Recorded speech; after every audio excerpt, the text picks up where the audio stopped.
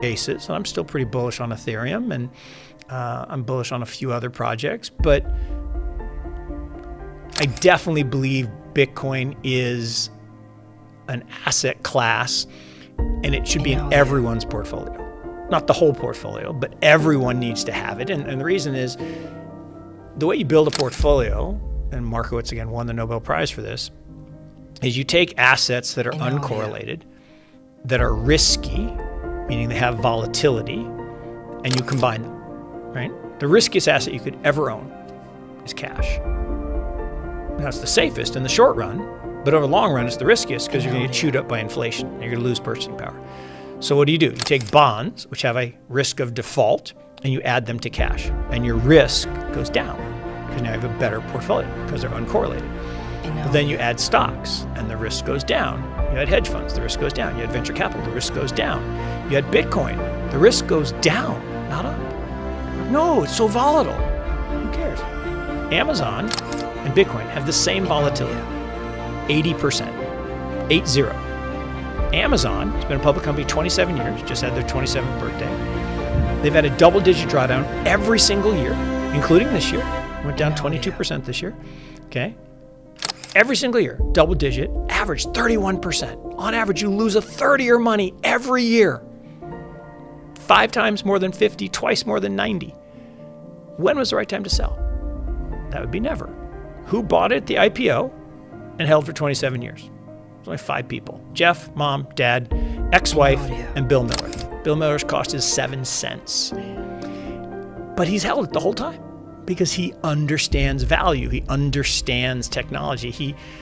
And Bill's great, and his son is great, and he's a big Bitcoiner. And so it's just with them down at Bitcoin Miami.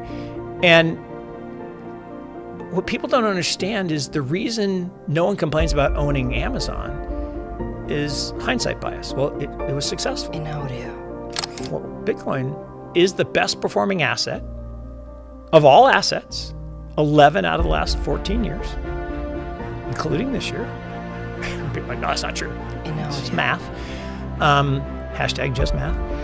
And over...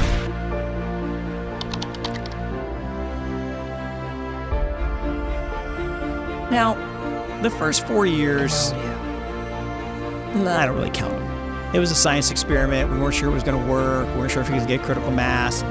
To go from fractions of a penny to $1. Let's take that out. But the last decade, that counts. And over that last decade, it crushes everything else. And it's 0.0 correlated to bonds and 0.15 correlated to stocks. So when you add it to a portfolio, your portfolio becomes more efficient and better. And had you put 1% in 5 years ago, you would have had 250 basis points per year better performance with less risk. How can you not have that? I don't know. Think of Bitcoin as an operating system for the Internet of Value. Okay. Think of blockchain technology as an operating system, no different than iOS and Android or DOS and Windows. And think of Bitcoin as a diversifying asset, the same way you would gold or hedge funds or venture capital or real estate, that's uncorrelated to stocks and bonds and will make your portfolio more efficient. And finally, we know that great fortunes come from embracing new technologies. This is simply a new technology. It's an evolution of computing power, no different than the internet, no different than mainframe computing, no different than the PC. And every time you invest in one of those big trends, it works out great. I love it. Well, Mark, I know we both got businesses around, so I'll let you get back to it. Can we have you back on after the halving? Sure. Oh, yeah, that's fine. The fireworks. Yeah, that's our fireworks will start. We'll be on the verge of crypto fall. And look, one of the interesting things about the halving is it's one of the mad genius things about Bitcoin. One mad genius was the limited supply. And it's really interesting. I can never figure out why 21 million. And this young girl, a friend of mine's daughter, said, well, it's easy, right? Executive Order 6102 was issued on 4/5/33. So April 5th, 1933, the U.S. government made it illegal for citizens to own gold. Well, why did they do that? Because they wanted to devalue the currency to get out of debt. And it's not a coincidence that Satoshi Nakamoto's birthday is 4575. Because 75 was when they reversed Executive Order 6102 and made gold legal again. So it's interesting. And it's no surprise that January 3rd, 2009, right at the peak of the global financial crisis, it was the release of Bitcoin. And that the first image on Bitcoin is a picture of the London Times chancellor of the second bailout for banks, on the brink of the second bailout for banks, actually a pair of socks that has the Genesis block on it. But she said, well, 6102, 21 and 60. Mind blown, crazy. But what the halving does that's just so amazing is every 4 years, you cut the block rewards, meaning every 10 minutes, there's a block that's created. And the miners, it's a very unfortunate term because it implies digging, and it's not. It's a data center.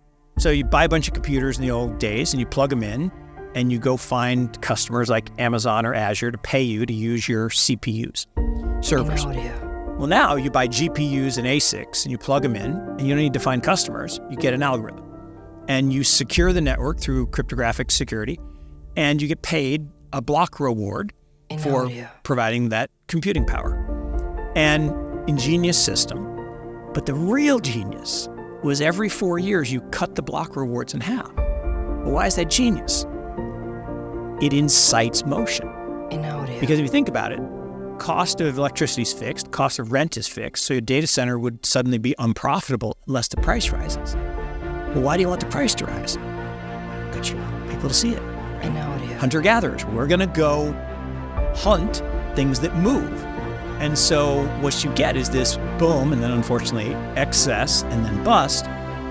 But that cycle of increasing the interest as the price moves every 4 years increases the market cap and increases the participation in the network, because networks grow exponentially based on the number of participants, according to Metcalfe's law.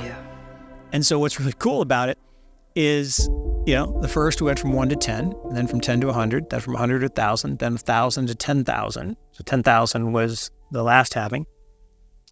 And we got to 20, right? And then we fell all the way down. Well, the next halving is 100,000.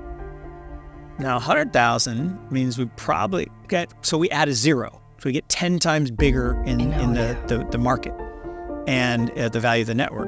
And so my guess is we'll probably go materially higher than 100 before we settle back down to fair value. But if you want to know the fair value of the network, just look at the Metcalfe's law curve and it'll tell you. And it says we should be at about 100,000 sometime in 2020. What is considered conventional wisdom eventually fades and it gets replaced. That's how science works. Is we replace the old with the new because we learn new things, and technology is iterative, and this it's inevitable that everything will migrate to blockchains. It is inevitable that the $7 trillion that's spent on the trust industry, the banking industry, finance industry, brokerage industry, will eventually be replaced with truth. And that 68% of GDP will be redeployed to better use cases. And that's very exciting. But it's hard if you're one of the people being displaced or being disrupted. You don't want that to happen. But eventually it works out. It's interesting. Everyone always complains, AI is going to kill all the jobs, or technology is going to kill all the jobs. Technology always kills jobs. But here's a factoid. We have more jobs on the planet today than any time in history, despite all the jobs that were killed by technology. We just have different jobs. Companies that didn't exist because new technology evolves. Human ingenuity is the most amazing thing. Human creativity, the ability to overcome, the ability to innovate. And that will continue. And yes, people who were paid to write, routine blog posts, ChatGPT can probably do that better. It certainly can't do a lot of things well. We've seen all the errors that it makes, but it's a pretty interesting technology, and it'll displace some jobs. But then those people will go do cool stuff.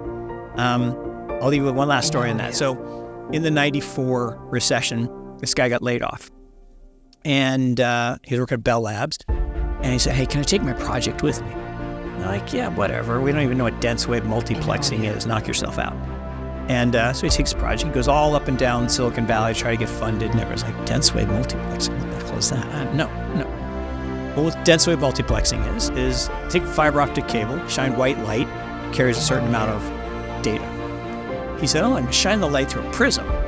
8 colors, 8 times as much data. People are like, that'll never. Works. And you can actually do it 256 different colors. No one would back him. His retired 3rd grade teacher in Philadelphia gave him $300K to start the company.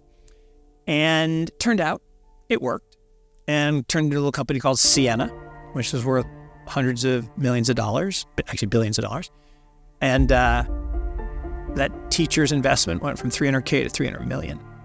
I love that. Now, it was probably ill-advised for her to give him her life her life savings, but it worked out, so it's cool. But he didn't give up. He was displaced. He lost his job, but he was creative, innovative, and the world's better because of dense wave multiplexing, and it's better because of blockchains, and it's better because of Bitcoin, and it's better because of all the innovation.